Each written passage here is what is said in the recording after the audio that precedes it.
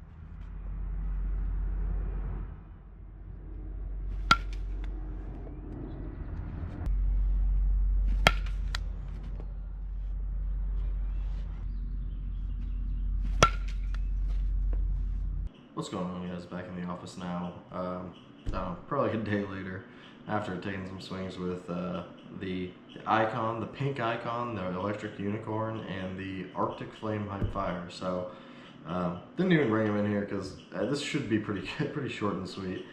Obviously, guys, the bats are the exact same as the normal versions. This is just a video for fun because those two bats people went absolutely crazy on over the last year. The Arctic Flame, you know, was selling for like $800 on eBay and stuff like that. And then the, you know, similar with the Electric Unicorn, I saw people trying to sell it, and I think probably some even sold for like $600 to $700. Obviously, guys, unless it's just like completely disposable income, I'm never going to recommend that you spend that amount on one of these bats. It's just not worth it. Yeah, really cool bats, obviously, cool colorway. It's cool to have something unique, but in our opinion too, in drop 10 as of right now, of the modern era bats, not getting into, you know, the older bats or anything like that, like, you know, probably from 2018, 2020 on, whatever you want to consider like the modern era of these bats. Honestly, the Icon's probably been the best drop 10 and drop 8, and some would even argue drop 5 of the last several years. Definitely in drop 10 and drop 8, I think it's a really hard bat to beat. You know, I think there's some contenders out there, but I think that on average, the Icon is just the hottest out of the wrapper, the easiest break-in for a drop 10. And yeah, I think it's just the best bat in drop 10 right now. I have heard that the new Easton dub, which we're going to get our hands on obviously here in, a couple weeks, a week or two, is supposedly very hot in drop 10 and drop 8. I've heard from a few people that I trust that the drop 10 and drop 8 version of the dub are hotter than the Icon. That being said, I have also heard that it swings a good bit heavier than the Icon. So I've heard it's one of the few of the modern era bats that actually feels end-loaded, like a true end load. So should be interesting to see. Like I always mentioned, kind of Lucas likes a little bit of a heavier bat, so that's one that I think everybody should be interested in seeing. We have some other stuff that we'll probably get into soon. I have an old Easton Stealth. I believe it's like a 2000, either 10 or 11. That's that's the red and black one that isn't even USSSA certified. Kind of similar to the Black Emerald. That's 1.15 certified.